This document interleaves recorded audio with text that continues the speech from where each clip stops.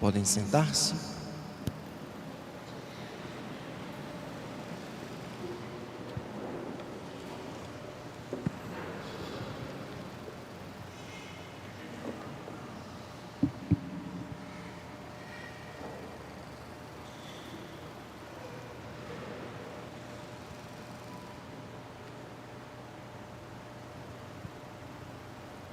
Coração de Jesus, nossa vida e ressurreição,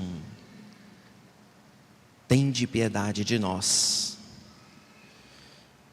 Vita et resurrectio nostra, nós consideramos nosso Senhor como aquele que pode nos dar a vida plena, e pode, portanto, nos fazer ressuscitar para a graça de Deus. Padre Pio tinha um amigo chamado Adolfo. O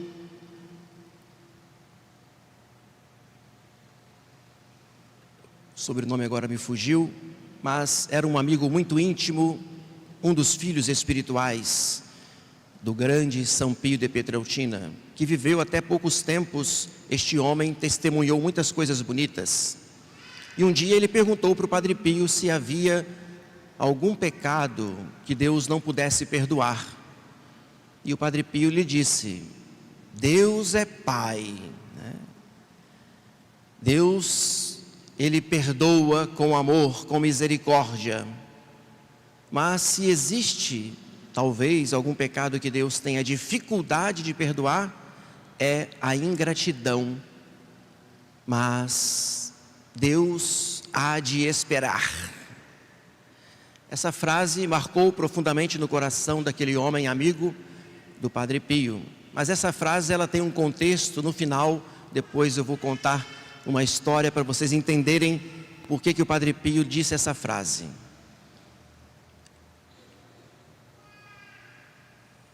Santo Tomás de Aquino, se vocês pegarem lá o livro Catena Áurea, onde ele faz os comentários dos evangelhos, o evangelista São Lucas, ele é o único que narra a ressurreição do filho único da viúva de Naim.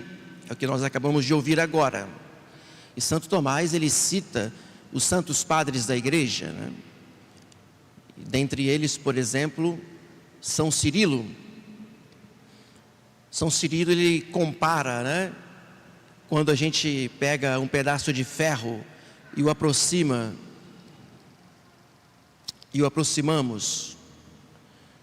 quando a gente pega um pedaço de ferro e o aproximamos no fogo, né, do fogo, o ferro vai ficar incandescente como o fogo é. E ele diz que Jesus, então, precisa estar muito próximo de nós para que nós possamos receber dele a vida e a ressurreição. Claro, através do amor, da caridade. Assim como Cristo tem um coração inflamado, ele precisa também inflamar o nosso. E São Cirilo usa uma frase muito bonita, né? Porque Nosso Senhor, ele tocou no esquife lá daquele jovem que estava morto. E ele diz assim que ali estava tocando naquele rapaz o corpo da vida, a carne da palavra onipotente. Nós precisamos então ter toda a confiança e precisamos nos jogar, nos lançar na fornalha ardente de caridade do coração de Jesus. Nosso Senhor precisa estar próximo de nós para que Ele nos transforme nele mesmo, assim como o ferro, ele se transforma no fogo. Ora, Jesus então, como corpo da vida, porque Jesus é o Verbo encarnado, ele se fez homem, e ele tem a vida em abundância, a vida plena para nos comunicar.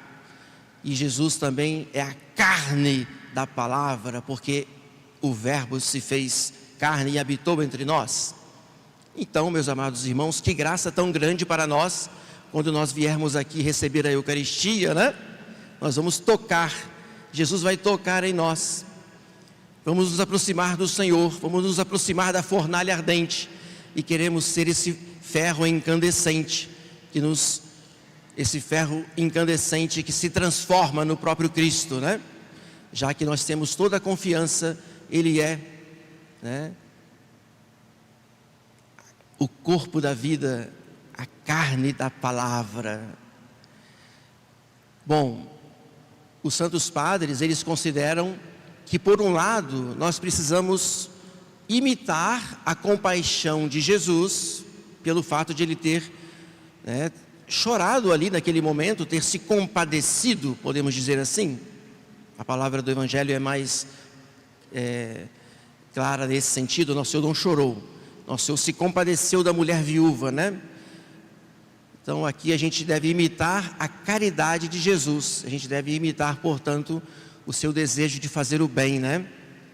Claro, Jesus como Deus pode dar a vida a um morto, mas nós, mesmo com as nossas limitações, podemos imitar nosso Senhor, pelo menos nesse espírito de caridade, de querer fazer o bem, de ter boa vontade, e estar sempre pronto, solícito para ter compaixão e misericórdia para com as pessoas que precisam, né, da nossa ajuda material, sobretudo espiritual. Mas não é só imitar a compaixão do Senhor, mas pedir a Ele também que Ele nos comunique a fé no seu poder admirável, né? Porque evidentemente nós não poderemos praticar a caridade se nós não tivermos a fé. E as duas coisas estão intimamente ligadas. A pessoa até pode ter fé, claro, muitas vezes uma fé morta sem as obras, mas não é o suficiente. E nós não queremos essa fé estéril, esta fé, digamos, egoísta, quando a pessoa pensa apenas na própria salvação, ou se preocupa apenas consigo mesmo. Nós queremos uma fé transformadora, que também nos encha o coração da caridade, do amor, e que nos mova à ação para fazer o bem. Porque também nós, uma vez que recebemos de Jesus essa transformação, já que Ele é a fornalha ardente, nós somos o ferro incandescente, assim como Ele é o corpo da vida, nós também podemos ser, porque todo cristão é outro Cristo, e precisamos também pedir a Nosso Senhor a graça, né, que obteve São Paulo. Já não sou eu quem vivo, é Cristo quem vive em mim. Então também eu posso ser o corpo da vida, né?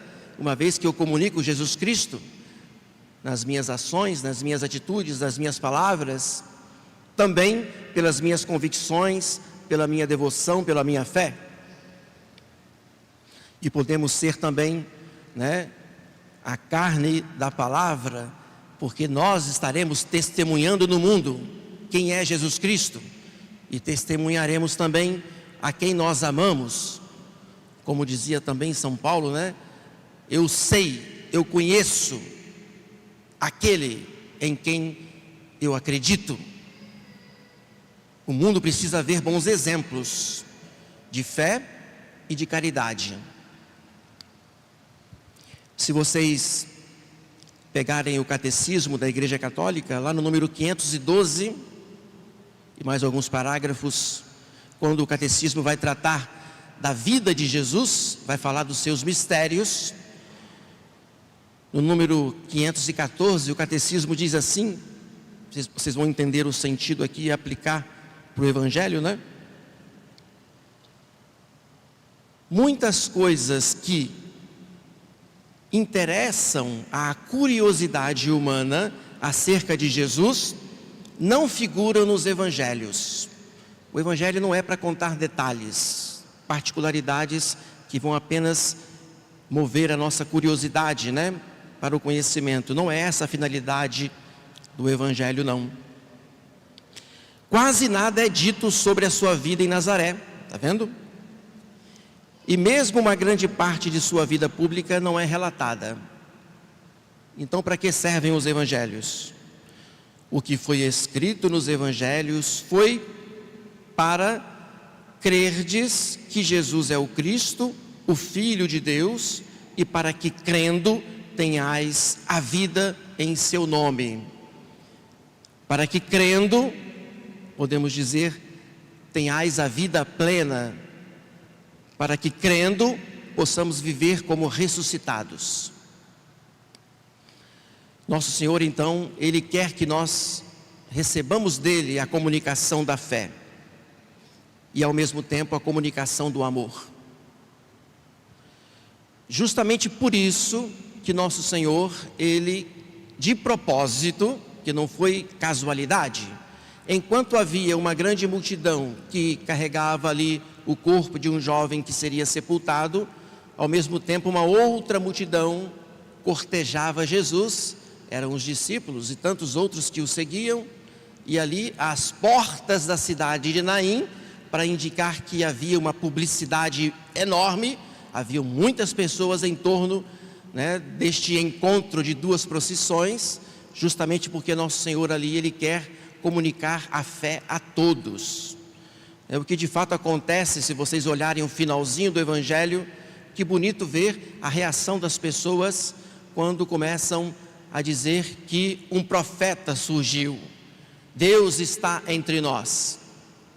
Por isso nosso Senhor então ali, Ele mostra para todas as pessoas e quer comunicar a todos a sua fé e o seu amor. A finalidade do Evangelho é esta: que nós creiamos que Jesus é o Filho de Deus.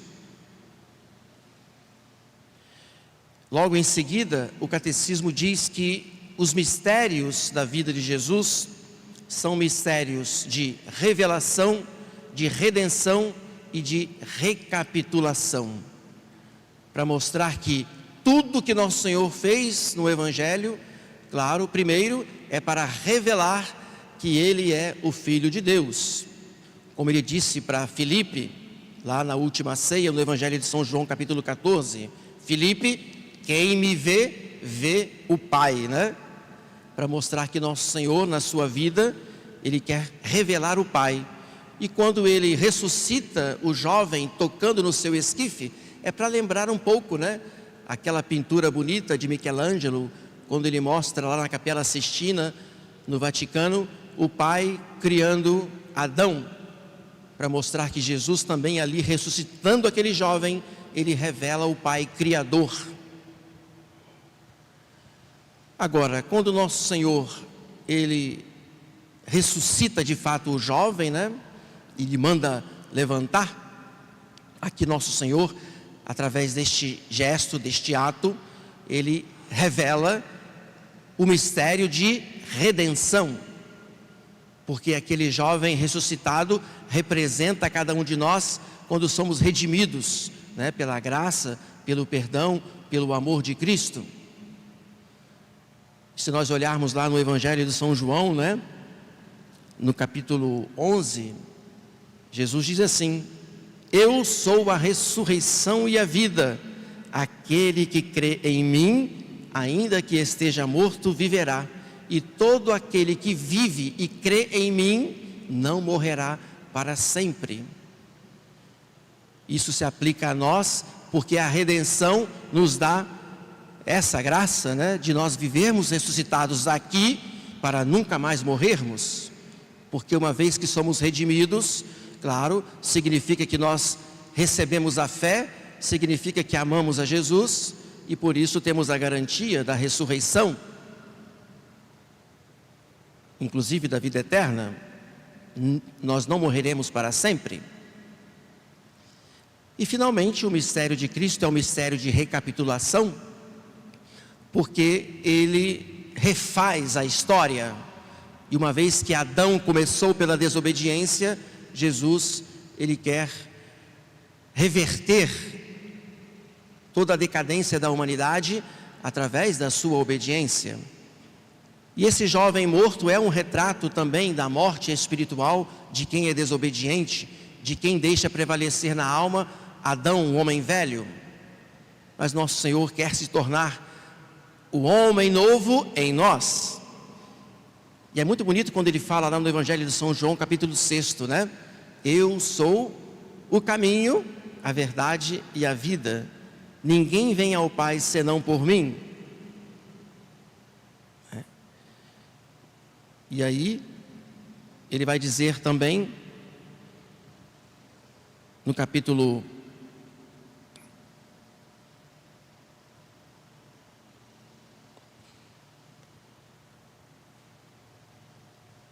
capítulo 14. Todo aquele que o Pai me dá, virá a mim, e o que vem a mim, não o lançarei fora. Para mostrar que nosso Senhor quer recapitular a nossa vida, né? Nos transformar nele, o Adão novo, obediente. Eu desci do céu não para fazer a minha vontade, mas a vontade daquele que me enviou. Ora, esta é a vontade daquele que me enviou, que eu não deixe perecer nenhum daqueles que ele me deu, mas que os ressuscite no último dia. Esta é a vontade de meu Pai, que todo aquele que vê o Filho e nele crê, tenha a vida eterna, e eu o ressuscitarei no último dia. Então nós esperamos que este jovem ressuscitado nos represente e que nós sejamos assim recapitulados na nossa história para uma vida nova, para sermos um novo homem obediente a Deus, para merecermos depois a ressurreição futura no céu.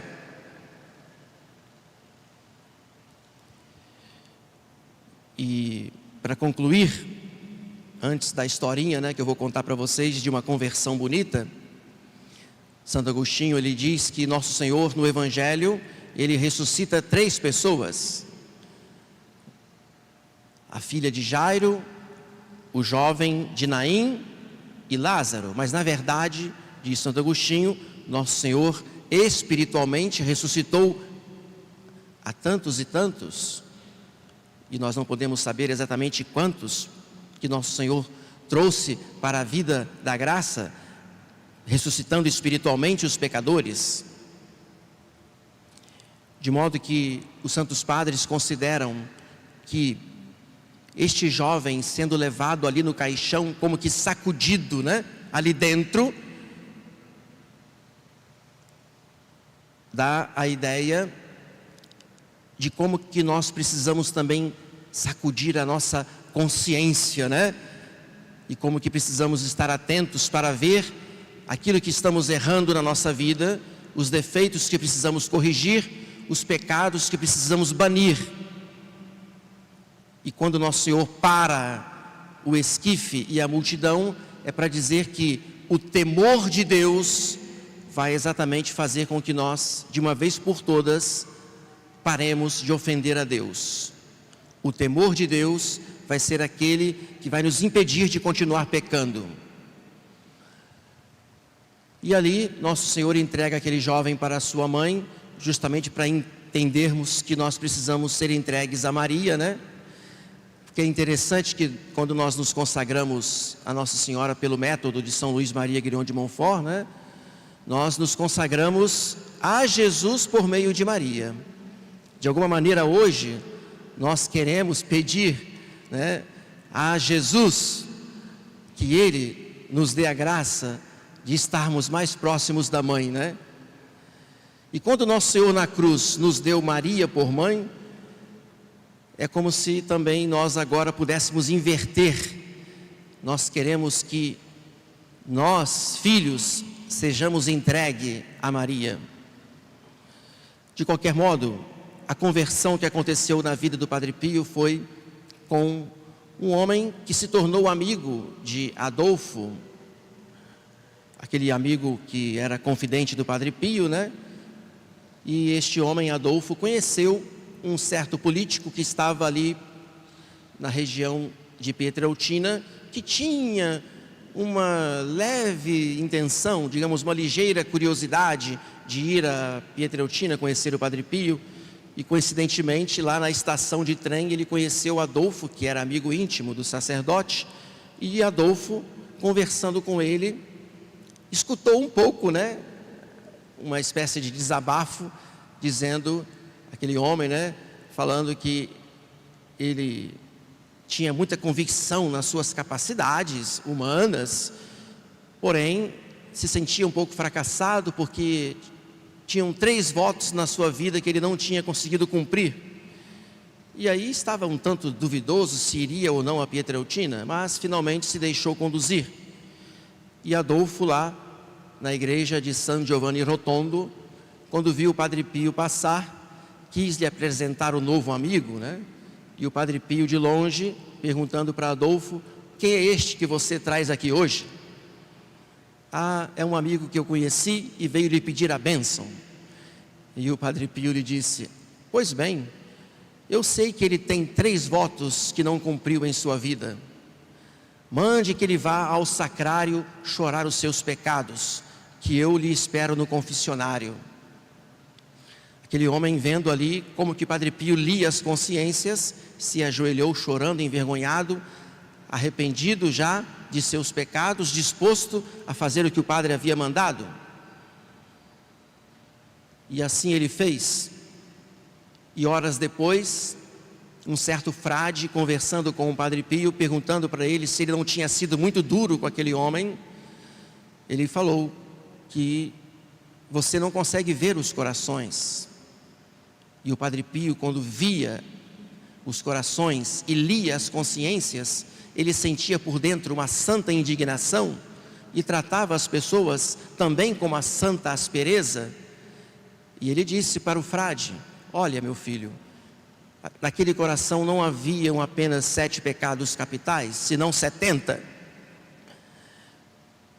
Adolfo testemunhou depois que aquele político, que era um homem presunçoso, vaidoso, nós não sabemos quais eram os votos que ele quebrou na sua vida, mas que por um encontro com um grande sacerdote, ressuscitou espiritualmente, né? E de uma vida pecaminosa, ele abraçou uma vida virtuosa e santa. E foi nesta ocasião que o Padre Pio falou esta frase, que Deus, Ele é Pai e perdoa sim os pecados, mas se existe um que Ele tem dificuldade de perdoar, é a ingratidão, e Deus há de esperar. Isso aqui se aplica muito a nós, porque afinal de contas, se nós parássemos para refletir um pouco em tudo isso que eu abordei para vocês hoje, é para mostrar o quanto que o coração de Jesus, ele é rico em misericórdia, e como que abundantemente ele comunica para nós a sua própria vida, e nos dá por tantas e tantas vezes a graça da ressurreição espiritual. E porque nós somos tão insistentes com os nossos mesmos pecados, somos tão insistentes com os nossos mesmos erros, e isso não deixa de ser uma ingratidão, e nós precisamos estar atentos para não desprezarmos a hora da graça, deixarmos a consciência sacudir o coração, e que o temor de Deus paralise as nossas más obras, e que assim, vivendo na graça, possamos estar ressuscitados com a vida recapitulada, redimida, uma vida salva, de modo que possamos também, no nosso proceder e agir, levar Jesus Cristo para o mundo, ser sal da terra e luz do mundo. Que Nossa Senhora nos acolha e que ela nos dê a graça da perseverança. Louvado seja nosso Senhor Jesus Cristo.